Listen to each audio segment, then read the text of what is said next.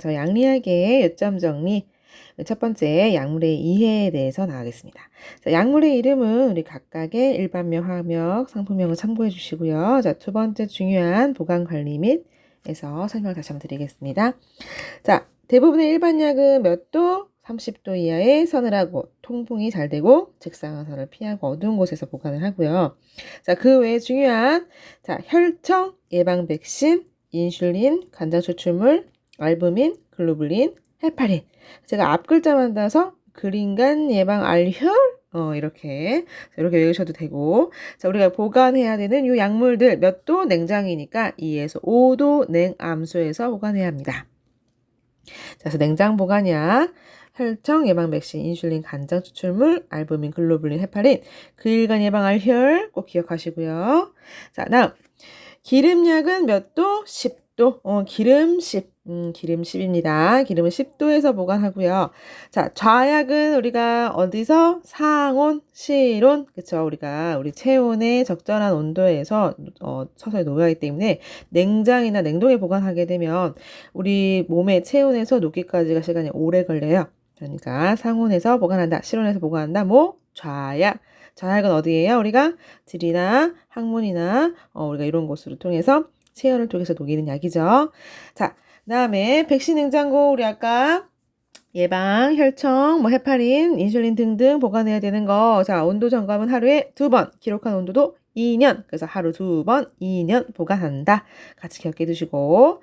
자, 유효기간이 지난 거 함부로 버리면 안 되고요. 우리는 반드시 간호사에게 보고한다. 보고 후 처리한다까지 같이 함께 기억해 주시면 좋겠습니다. 자, 문제는 다음. 자, 약물의 용기도 종종 나오죠. 용기에는 4가지가 있습니다. 밀폐용기, 기밀용기, 밀봉용기, 차광용기가 있는데요. 자, 밀폐용기는 뭘까요? 우리가 밀봉용기 할게요. 자, 가장 효과적으로 미생물 침입을 방지할 수 있는 키워드는 미생물 침입의 방지입니다. 그래서 공기나 이런 것들이 노출이 적고 미생물이 들어가기 어려운 봉이 나는 그런 거를 앰플 또는 바이알 같은 시스템의 밀봉 용기가 있고요. 자, 그 다음에 기밀은 뭐예요? 열었다 닫았다 할 수 있어요. 그래서 수분, 침입, 손실, 오염 등을 방지하기 위한 그래서 기밀하거나 그 다음에 열 수 있는 용기. 우리가 예를 들어서 과산화수소 이런 것도 나오죠. 그러면 기밀 용기. 자, 밀폐 용기는 뭘까요? 약품의 손실, 파손, 그 다음에 이물질 혼합을 방지할 수 있는 우리가 종이상자나 종이봉투 같이 우리가 이제 알약 같은 거 1일 용량 우리가 처방에서 나오는 이런 것들이 보통 밀폐 용기라고 할 수 있고요. 그래서 손실, 파손, 이물질 혼합 방지 이게 키워드고요. 자, 차광은 뭐예요? 광을 차단하는 거예요. 빛광을 차단. 그래서 우리가 약물을 빛으로부터 차단하는 갈색병이나 차광용지로 포장된 용기를 차광용기라고 합니다. 자, 그래서 용기 4가지 꼭 기억해 두시고요. 자, 그 다음에 항정신성 의약품, 마약 종류의 우리가 약물은 중요하죠. 그래서 어떻게 보관하느냐? 잠금장치, 마약 종류는 이중잠금장치. 그래서 열쇠를 잠그고 매 교대 시마다 그러니까 책임 간호사가 확인을 하고 열쇠를 교대하죠. 자, 마약을 투여하지 않은 경우 함부로 버린다? 큰일 납니다. 어디에다? 약국에다 반드시 반납하게 되어 있고요. 자, 약장을 이렇게 이중으로 꽁꽁 잠그는 이유는 뭘까요? 오용 방지하기 위해서. 오용이 뭐예요? 우리가 자가로 마음대로 막 혼용해서 자가 투여하는 그래서 부적절하게 사용하는 걸 오용이라고 하는 거죠. 자, 그래서 거기 오용을 방지하기 위해서 뭘 한다? 이중잠금 장치를 한다. 자, 투약 시 일반적인 5가지 주의사항이 있습니다. 요거는 병원에 가셔도 많이 사용하는 거고요. 그래서 미리 외워두시면 좋겠죠? 그래서 5Right이라고 해서 우리가 정확한 약, 정확한 용량, 정확한 시간, 정확한 경로, 정확한 대상자 이렇게 우리가 기억을 하셔야 되고요. 자, 그 다음에 수술 전 우리가 수술 후에는 주던 약을 다시 주나요? 아니요. 수술 후 처방, 그 다음에 포스트 수술 후 처방 각각 다릅니다. 그래서 우리가 주지 않고 다시 처방 받는다. 자, 약이 좀 남았어요. 그럼 다른 병원 옮길 수 있을까요? 아니요. 옮기면 절대 안 된다고 그랬어요. 오염이 될 수 있고요. 그래서 우리가 남은 건 남은 대로 쓰고 그다음에 새 거 개봉해서 쓰고 해서 서로 옮기지 않는다. 자, 약을 따다 보니 너무 많이 따랐을 때 어떻게 해야 될까요? 다시 붓지 말고 버린다. 그래서 우리가 아깝다 싶어서 다시 넣게 되면 그것도 오염이라고 봅니다. 그래서 다시 붓지 말고 버린다.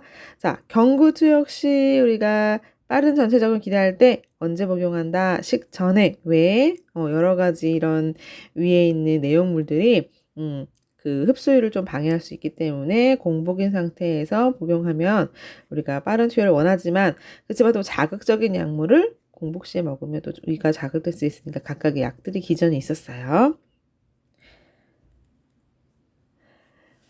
자, 두 번째 약물의 작용. 자, 약물은 우리가 여러 가지 어떻게 작용하느냐에 따라서 우리가 여러 가지 분류에 대한 작용이 있었죠. 자, 그때 국소작용 뭐예요?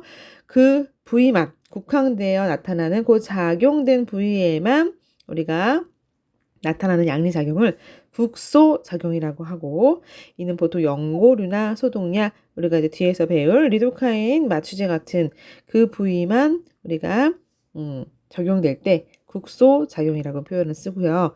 자, 전신작용은 말 그대로 전신, 혈액으로 흡수돼서 혈류로 분해서 전신으로 분포되는 것을 그래서 전신작용 또는 흡수작용이라고 한다고 했었어요. 자, 그 다음에 일반작용은 뭐예요? 모든 조직의 장기에서 다소 차이는 있으나 어떻게 친화성이 있는 작용.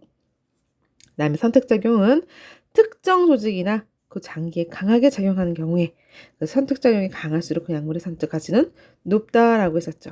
그래서 그 장기에 가서 그 장기에만 우리가 더 할 수 있는 그래서 예를 들어서 우루사 같은 거 그렇게 해서 우리가 적용할 때 굉장히 선택작용이 좋다라고 했어요. 우리가 칸 때문이야 할 때 먹는 우리 우루사들 있죠.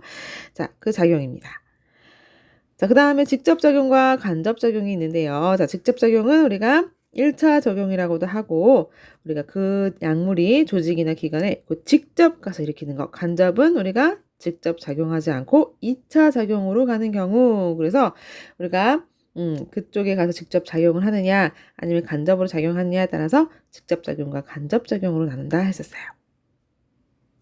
자, 그 다음에 치료작용은 말 그대로 우리가 의도한 대로 내가 하고 싶은 대로 바람직하게 내가 작용이 나는 거를 치료작용이라고 하는 거고요. 그 다음에 부작용은 필요하지 않은 작용이죠. 본래 왜 필요하지 않은 작용을 부작용.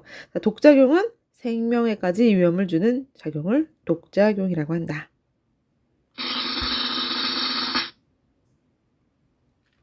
자, 그 다음에 개시기, 반감기, 정체기가 있었어요. 자, 개시기는 뭐예요?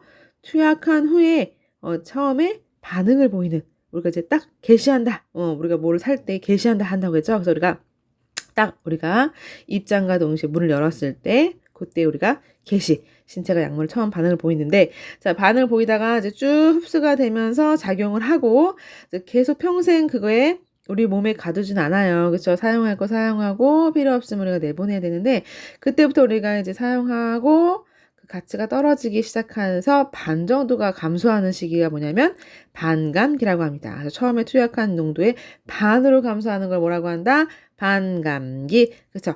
그래서 우리가 쭉 내려가는데 자, 이게 어느 정도 유지가 돼야 되기 때문에 약을 계속 우리가 좀 떨어질 만하면 또 먹고 떨어질 만하면 먹죠. 그래서 우리가 이렇게 혈장 내에 쭉 유지되는 걸 뭐라고 하냐면 정체기 유지되는 약물의 농도 정체기. 자, 그래서 우리가 개시기, 반감기, 정체기라는 단어가 있다.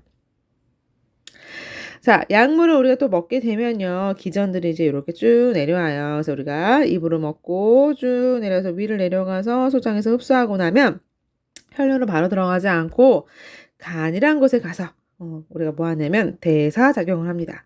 생물학적으로 우리가 흡수될 수 있게끔 편안하게 우리가 전환해주는 역할도 하고 나중에 분해가 쉽게 우리가 대개 위에서 잘 쪼개서 들어가기도 하고 해독작용도 해서 우리가 엄마처럼 잘 도시락도 싸주고 예쁘게 안전하게 보내는 역할을 하는 게 어디다? 간. 자, 간에서 다 하고 나서 우리가 혈류로 가서 직접 작용을 하든 선택작용을 하든 그쪽에 가서 장기를 하고 나서 우리가 이제 계속 약물이 남아있지는 않는다고 했었어요. 자, 그러면 우리가 나머지 필요 없는 것들을 어떻게 노폐물은 내보내죠. 자, 대부분 내보내는 건 어디서 내보내냐면 신장을 통해서 우리가 배설합니다.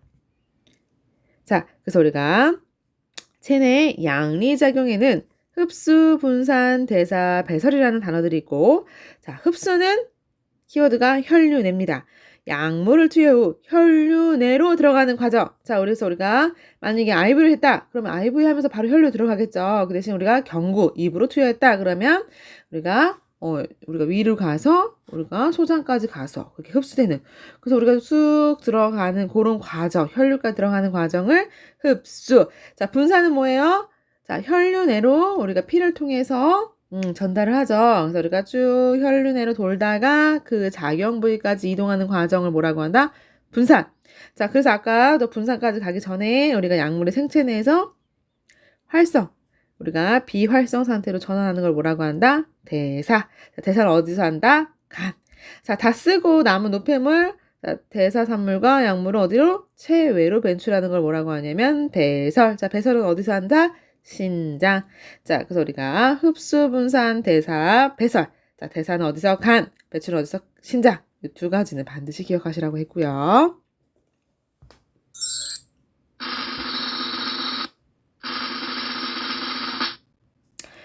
자, 약물의 작용에 미치는 주는 요인에는 뭐가 있을까요? 하면은 많은 것들이 있죠. 나이도 있고, 체중도 있고, 우리가 성별도 있고, 음식도 있고, 등등 해가지고, 우리가 나이에 따라서도 다르죠. 특히, 노인이냐, 우리 젊은이냐, 아이냐에 따라 다르고, 체중이 사실은 가장 좀, 우리가 많이 영향력을 미치는 것 같기도 해요.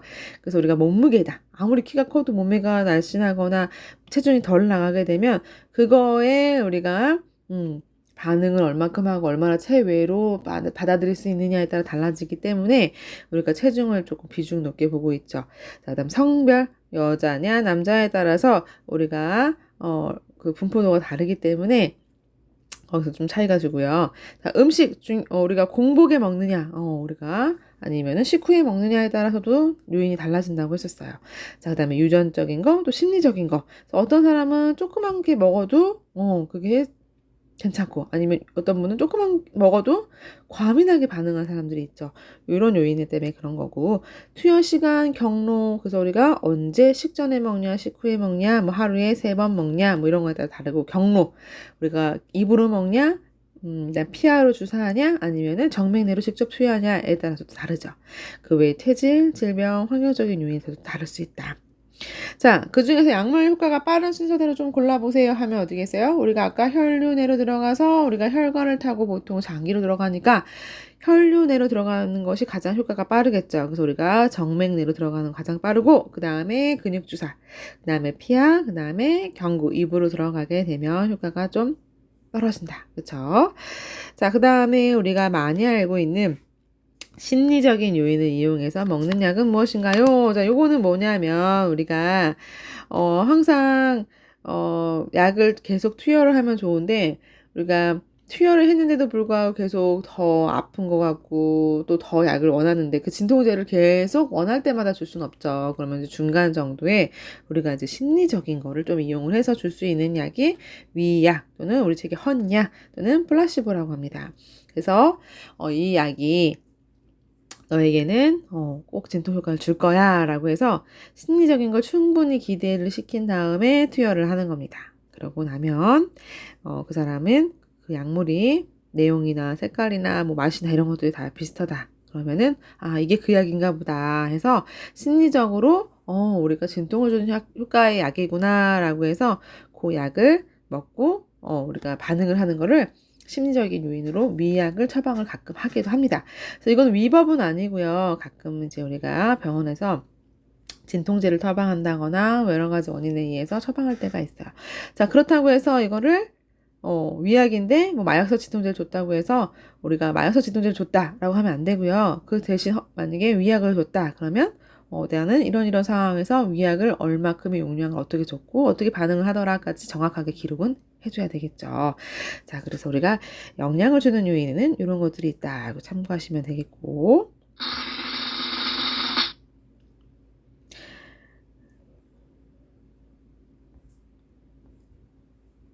자, 다음 설명은 넘어갔어요. 자, 약의 특성과 복용 시간에 따라 달라지는 겁니다. 자, 약은 식전, 식간, 식후, 기타에서 먹을 수 있는 우리가 약들이 있는데, 자, 식전은 우리가 아까 말한 것처럼 신속하고 전체 작용을 기대할 때, 불쾌한 맛이 있을 때 강장제, 건이제, 식욕증진제, 고미제, 진해제, 구충제, 결핵약 등이 식전에서 복용을 하고요. 식간에 복용하는 건 뭐예요? 이뇨제, 강심제. 자, 식후에는 뭐예요? 서서히 흡수 목적으로 자극성 위장에 해칠 우려가 있는 소화제 같은 것들을 우리가 식후에 먹고요. 자, 기타 항생제 중요하죠. 항생제는 언제 먹어요? 일정한 기간의 간격에 맞게 복용한다. 왜 그럴까요? 우리가 혈중 농도를 유지하기 위해서 항생제는 그 균을 죽여야 돼요.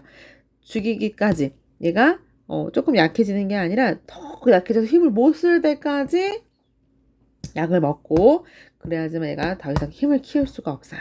그래서 그렇게 하기 위해서는 어떻게 일정 기간에 맞게 충분히 복용한다. 자, 이거 같이 기억을 해두시면 좋을 것 같아요. 자, 2번은 다음 회에 다시 녹화시켜 드릴게요.